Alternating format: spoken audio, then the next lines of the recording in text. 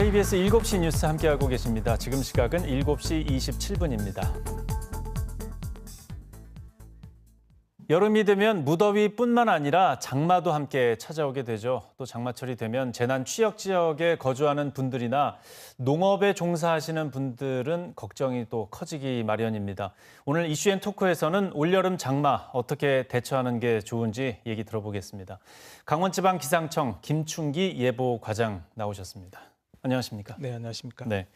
자, 통계를 바탕으로 본 강원도의 장마 추이부터 먼저 설명을 좀 해주시죠. 네, 최근 30년간 평균인 평년값을 보게 되면은 강원도를 비롯한 중부지방의 장마 시작일은 6월 25일입니다. 예. 또 종료는 7월 26일로서 평균적으로 31.5일을 나타내고 있는데요. 네. 그 기간 동안에는 강수량은 376.9mm를 기록했고 그 강수량은 연 강수량의 30% 정도를 차지하고 있습니다.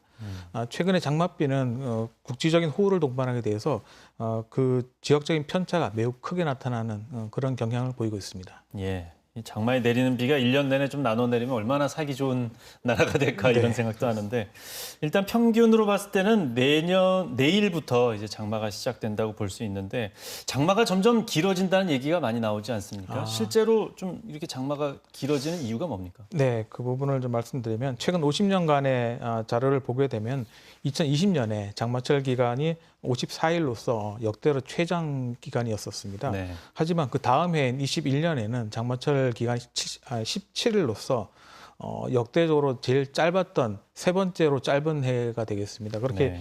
불과 1년 사이에도 이렇게 큰 차이를 보이고 있어서요.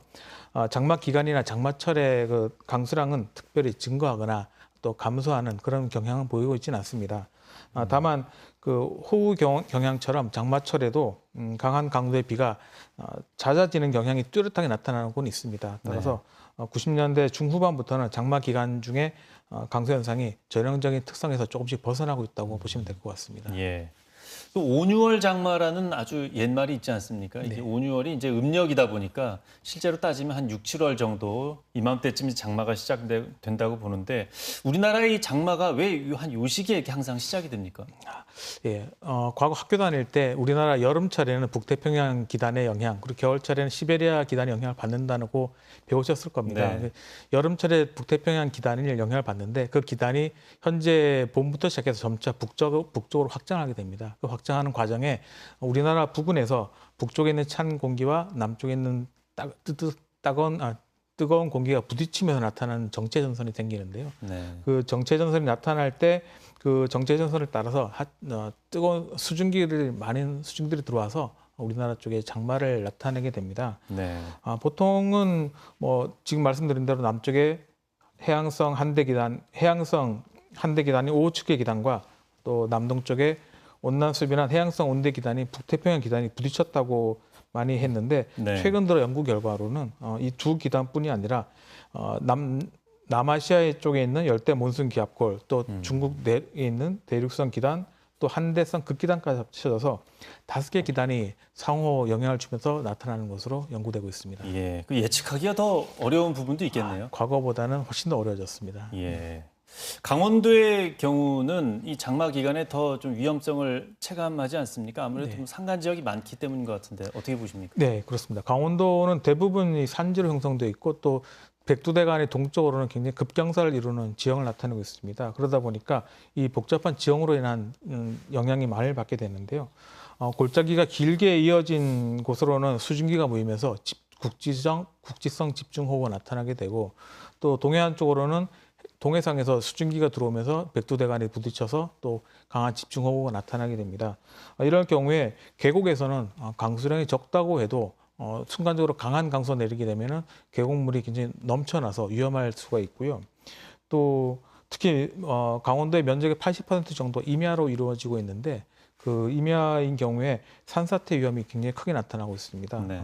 산사태는 적은 강수라도 장시간 내리는 경우나 또 단시간에 폭우가 이어질 경우에 모두 발생할 수가 있는데요. 강원도에서는 지난 22년에 횡성, 또 11년에는 춘천에서 인명피해가 있었고 작년에도 정선 지역에서 산사태가 크게 난 적이 있었습니다. 예. 항상 장마 시작될 때쯤이면 올해 장마 심하다더라 뭐 얘기를 많이 하지 않습니까? 예, 실제로 좀 관측 예보상 올해 장마 전망은 좀 어떻게 하고 계십니까? 네, 올해도 지금 굉장히 어렵게 시작을 하고 있는데요. 지난주 6월 19일 밤부터 제주도에는 장마가 시작되었고 남부지방도 22일에 장마가 시작되었습니다. 하지만 중부지방은 아직 장마가 시작되지는 않았는데요. 네. 지난 주말에도 강원도에 비가 내리긴 했지만 장마와는 성격이 다른 저기압에 의한 비기 때문에 기상학적으로 장마라고 볼 수는 없을 것 같습니다. 예. 앞으로 이번 주말이나 다음 주 주중에도 또 전국적인 비가 예상되어 있는데 이 비가 장마로 인한 장맛비가 될지는 조금 더 분석을 해봐야 알 것 같습니다. 네. 다만 장맛비가 시작되기 전이라도 오늘과 같이 국지적으로 소낙성 비가 내리는 경우가 많이 있으니까요. 항상 기상 정보에는 확인을 하셔야 되겠습니다. 예.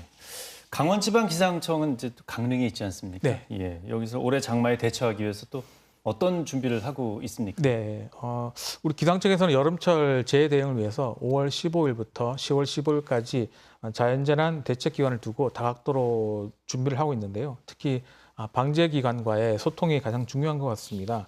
강원특별자치도라든가 지자체의 단체 대화방을 구성해서 저희들이 신속한 정보를 제공해드리고 그 정보를 가지고 재난 대응할 수 있도록 준비를 하고 있습니다. 예. 또한 위험기상 발생 시에는 체감도 제거와 기상재해 대응 강화를 위해서 강우량 체감 정보를 제공을 하고 있습니다.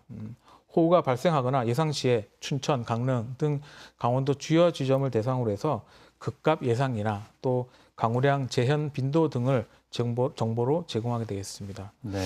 또 한 가지로는 기상청에서는 강수량계를 강원도 내에서 운영하고 있지만 저희 장비로서는 한계가 있습니다. 그래서 강원도청이라든가 산림청 등에서 운영하는 강수량계도 같이 저희들이 실시간으로 자료를 수집을 해서 조밀한 기상 상황 파악에 활용하고 있습니다. 예. 예보라는 게 바로 피드백이 오기 때문에 좀 많이 어려우시죠? 네, 그렇습니다. 네.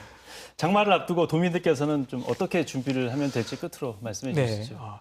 최근에 여름철 강수 패턴을 보게 되면은 강수 일수나 강수량 자체는 과거랑 뭐 크게 달라지진 않았습니다. 하지만 강수 일수가 좀 줄었는데요. 그 얘기는즉슨 한 번에 비가 올 때 굉장히 강하고 많은 비가 오게 된다는 얘기입니다. 따라서 과거랑 경험하지 못한 일들이 자꾸 발생하게 되는데 따라서 도민들께서는 언제나 최신 정보를 확인하는 게 중요합니다. 저희 기상청에서는 날씨 알림이 앱을 운영하고 있는데 네. 사용자 기반의 날씨 정보를 바로 알 수가 있고요. 또 위험 기상 알림 기능도 있어가지고 사용하는 곳에서 강한 비나 낙뢰 등 위험 기상 예상될 때 바로바로 활용할 수 있게 되겠습니다. 그런 정보들을 적극 활용하시는 게 피해 예방에 많이 도움이 될 것 같습니다. 예, 날씨 알림이라는 앱을 참고하시면 좋을 것 네, 같습니다. 그렇습니다. 예, 많은 수고 부탁드리겠습니다. 고맙습니다. 고맙습니다.